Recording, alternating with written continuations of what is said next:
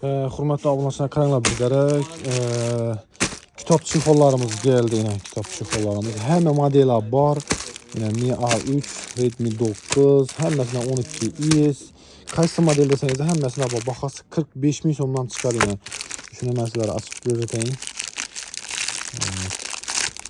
İçinchi bo'ladi. Şimdi görünüşü şu şekilde çıkardı. Bakın plastik kaşık sakıp koyalım. Bir de 1, 2, 3 tane plus yan başında bir de kaşarlı kuba üzerine. Dollar pollarlarınız olsa sakıp koysanız da boladı. Eğer olsa. Yine hemen modeller var. Yok modelin özü yok. Redmi, Honor, Infinix, Tecno hemmesinden var.